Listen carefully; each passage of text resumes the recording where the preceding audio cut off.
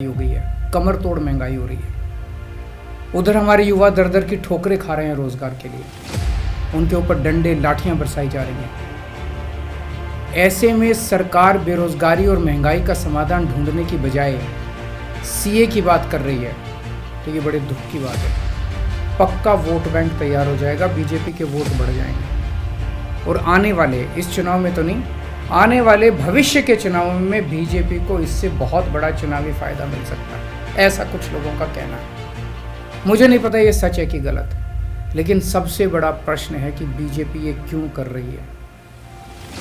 एक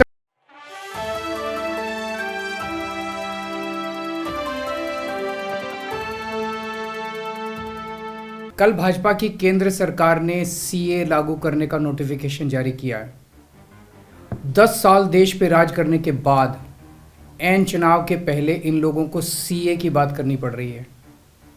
अगर 10 साल में कुछ अच्छा काम कर लेते तो शायद आज सीए की जगह अपने कामों पे वोट मांग रहे होते।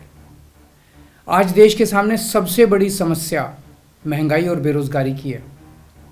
किसी को भी घर चलाना मुश्किल हो रहा है, इतनी ज़्यादा महंगाई हो गई है, कमर तोड़ महंगाई हो रही है।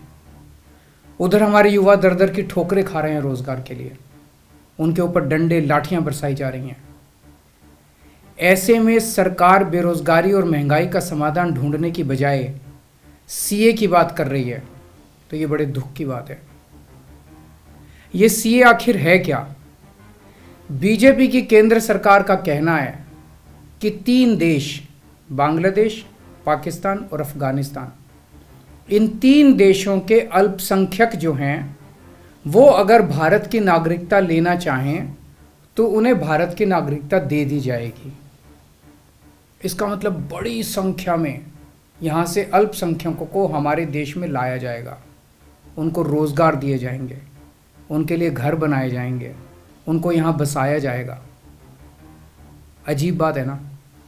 बीजेपी की केंद्र सरकार से हमारे बच्चों को रोज़गार दिए नहीं जा रहे, पाकिस्तान से लोगों को लाके उनके बच्चों को रोजगार देना चाहते हैं। हमारे लोगों के पास तो घर नहीं है, भारत के तो ढेरों लोग बेघर हैं, लेकिन बीजेपी वाले पाकिस्तान से लोगों को लाके उन्हें भारत में बसाना चाहते हैं, उनको घर देना चाहते हैं।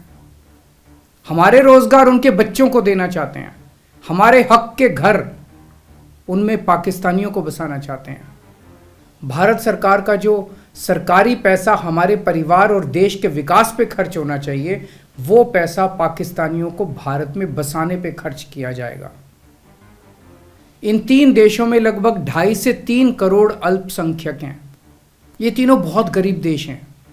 जैसे ही भारत के दरवाजे खुलेंगे, इन 3 देशों से भारी भीड़ हमारे भारत में आ जाएगी।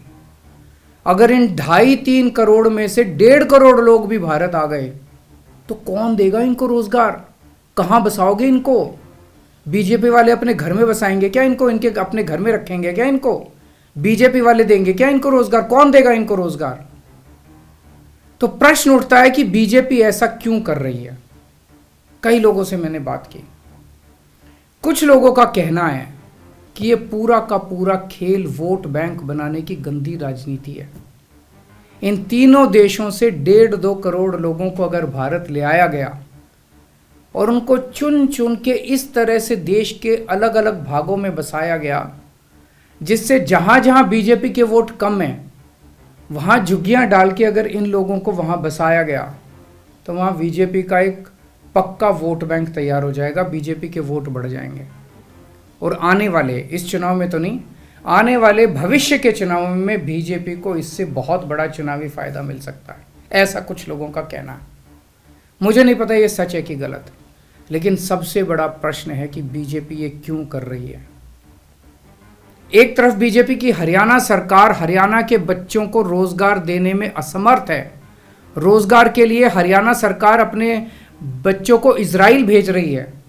इजराइल में हम सब जानते हैं कि युद्ध चल रहा है, हमारे बच्चों को युद्ध में धकेला जा रहा है।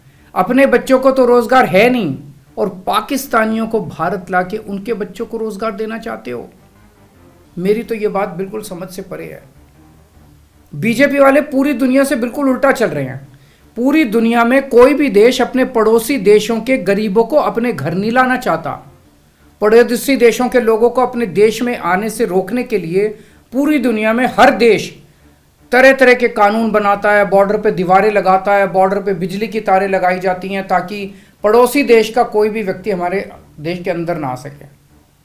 बीजेपी शायद अकेली पार्टी है पूरी दुनिया की जो पड़ोसी देश के गरीब लोगों को अपने देश में घुसाने के लिए दरवाजे खोल रही है, बिल्कुल उल्टा कर रही है। एक और बात है सोचने की, पिछले 10 सालों में 11 लाख से ज्यादा भारत के बड़े बड़े अमीर उद्योगपति और व्यापारी भारत छोड़ के चले गए। ये लोग भारत में फैक्ट्री चलाया करते थे, इंडस्ट्री चलाया करते थे, बड़े बड़े व्यापार किया करते थे, लाखों लोगों को नौकरी देते थे, रोजगार देते थे। ये बीजेपी की गलत नीतियों और उनके अत्याचार से तंग आके भारत छोड़ के चले गए। अगर बीजेपी को लाना ही है तो इन लोगों को वापस भारत लेके आओ ना, जो भारत छोड़ के चले गए। ये भारत आएंगे, इनके पास पैसा है, भारत में इन्वेस्ट करेंगे, नई नई फैक्ट्रियां खोलेंगे, नए नए व्यापार खोलेंगे, अपने बच्चों को रोजगार मिलेगा। ये क्या बदतमीजी है कि बांग्लादेश के, पाकिस्तान के और अफगानिस्तान के लोगों को हमारे देश में लाके बसाएंगे और उनको हमारे बच्चों के हक के रोजगार उनको देंगे। ये लोग कह रहे हैं कि 2014 के पहले आए हुए घुसपैठियों को इन नागरिकता दी जाएगी। ऐसा नहीं है, ये तो शुरुआत है। एक बार ये सिलसिला चालू हो गया, एक बार दरवाजे खुल गए तो फिर बहुत बड़ी संख्या में पाकिस्तानी और बांग्लादेश से लोग भारत में आने लगेंगे। आज बीजेपी कह रही है 2014 के पहले आए हुए लोगों को ही नागरिकता दी जाएगी।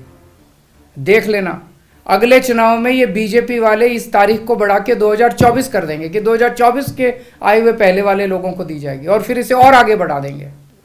मोटी मोटी बात यह है कि पाकिस्तानियों और बांग्लादेशियों के लिए भारी संख्या में भारत आने के लिए बीजेपी सरकार ने दरवाजे खोल दिए। ये देश के लिए बेहद खतरनाक है और इसका सबसे ज्यादा खामियाजा उत्तर पूर्व नॉर्थ ईस्टर्न स्टेट्स भुगत रहे हैं, खासकर आसाम। आसाम के लोगों की भाषा और संस्कृति खतरे में पड़ चुकी है क्योंकि वहां पे बांग्लादेश से इतनी बड़ी संख्या के ऊपर इलीगल माइग्रेशन हुआ है। अब बीजेपी कह रही है कि इलीगल माइग्रेंट जो आए हैं उनको हम नागरिकता देंगे, उनको हम बसाएंगे, आसाम में बसाएंगे। आसाम के लोग बहुत नाराज हैं। एक तरह से देखा जाए तो हेमंत बिश्व शर्मा जो बीजेपी के मुख्यमंत्री हैं, उन्होंने धोखा दिया अपने लोगों को। अपने असम के लोगों की खातिर उन्हें सीए का विरोध करना चाहिए था। उन्हें कहना चाहिए था कि असम के लोगों की संस्कृति और भाषा दोनों खतरे में है, ये बिल्कुल बर्दाश्त नहीं किया जाएगा। तो दोस्तों, पूरे देश की मांग है कि सीए को वापस लिया जाए। हम किसी हालत में अपने बच्चों की नौकरियां, अपने बच्चों के रोजगार दूसरे देश के लोगों को किसी हालत में नहीं देंगे। और अगर बीजेपी नहीं मानती तो इसको वापस नहीं लेती तो इस चुनाव के अंदर बीजेपी के खिलाफ वोट करके आप अपना गुस्सा जाहिर कीजिए।